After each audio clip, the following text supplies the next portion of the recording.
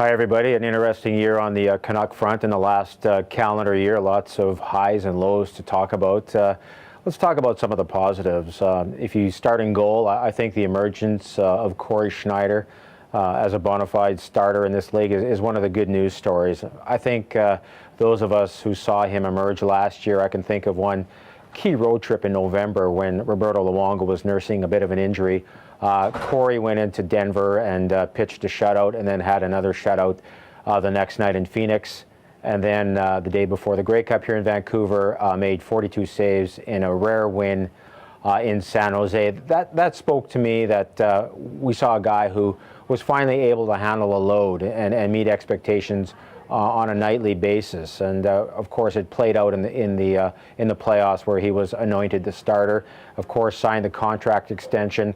The big thing now, we're hopeful there will be hockey in January, that the NHL owners and the Players Association will come to a new CBA agreement, and that will of course test Corey. We all expect that at some point management will pull the trigger on a Roberto Luongo trade, and the Canucks will maybe get some assets that they need, especially a third-line center position, perhaps a depth defenseman. But from Corey's perspective, there will be that pressure to be the guy. Personally, I think Corey has the perfect demeanor.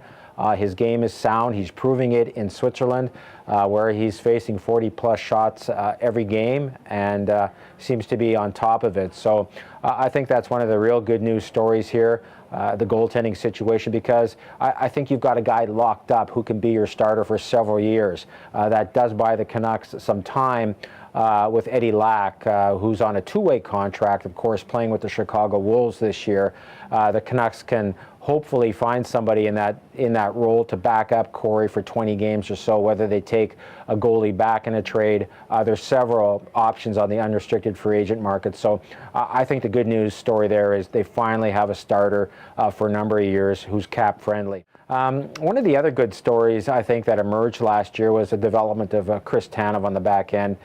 He's probably projected to be in the third pairing with Keith Ballard if they get back playing this year.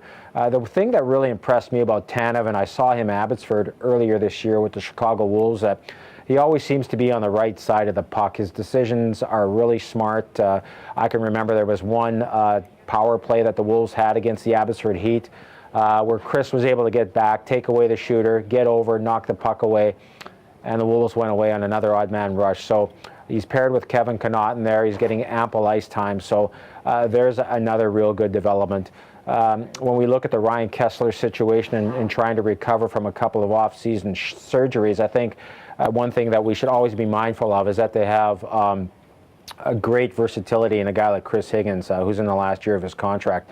He may have to eat up some of those minutes as a second-line center, because Ryan Kesler could be out for months. When you're trying to recover from two surgeries on one side of the body, the shoulder and the wrist, it's an offsetting load. It's really hard to rehab an injury like that. So as much as the Canucks are hopeful that a kid like Jordan Schrader can finally meet expectations and perhaps help them out as a third-line center, and having options with Maxime Lapierre, Andrew Ebbett, and Manny Malhotra, I think it's going to be really important that the Canucks in a Roberto Luongo trade try to get some third-line center help. Tyler Bozak of the Maple Leafs has been mentioned a lot in a prospective trade. We'll have to see if that plays itself out. Power play, penalty kill, a lot of things went right last year. We know it didn't go right. Losing Daniel Sedin on March 21st to a concussion and missing a dozen games, the Canucks weren't ready to play the playoffs without him. They weren't mentally prepared to have a 30-goal scorer out of their lineup. And it really showed, obviously dropping the first two games at home here.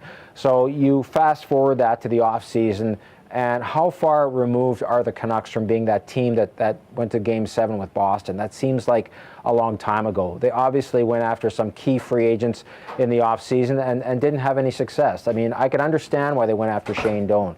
If you think you're that close to winning, to get a guy like that in your top six mix would have made a lot of difference in terms of his durability, his leadership, and his ability to play playoff hockey, where he seems to play his best. They also tried to get Justin Schultz, the celebrated collegiate free agent defenseman, after losing Sammy Salo, to to free agency, and they struck out to the Edmonton Oilers there. So you can see where the Canucks' concerns are. Having somebody in that top 6 mix to make a difference, and really after losing Sammy Salo to free agency, also Aaron Rome on a lesser extent, you're now looking on the back end where you've got Bieksa and Dan Hamhuis. You're going to have Edler and Garrison. You're going to have Tanev and Ballard and Andrew Albert as your depth guy, but you're still going to need a number 8. And Edler and Garrison now being cleared to play, it's going to be interesting in the shortened season how they perform. So I think what we're all curious about here in Vancouver, how the Canucks will play a shortened season. Let's say they start by mid-January, a 48-game schedule, playing every other night. They're accustomed to the travel, being a West Coast team, but they customarily get out of the gate very slowly. They're going to have to hit the ground running. They only have 3 players who are actually playing in Europe, and that may hurt them in the sense that they're only skating on their own right now, and maybe they won't be up to speed like a lot of other teams who have a lot of players. We know Minnesota's going to be better. We know Edmonton's going to be better. Calgary should be better. So I expect that the Canucks will win the division again. But even if they're in the number 3 seed, I'm not sure how far they're going to go in the playoffs. I think we have a team here that needs to make a couple of significant moves if it thinks it's going to win sooner than later, because they, as much as they do have some decent prospects on the back end, guys like Kevin Connauton and Frankie Corrado, the Sudbury Wolves captain and junior, who's having a great year. Those players are a couple of years away from making an impact at this level. Same with Nicholas Jensen, who's playing over in Europe. He might make this team next year, but how much of an impact can he make as a 19 or 20-year-old player? So that window is closing on the Canucks, and I think we're all curious to see what they do here when they get back playing, because they need to make a couple of significant moves, especially with the Roberto Luongo situation, because the division's getting tougher, and getting back to the Stanley Cup final is going to be even tougher than it was before.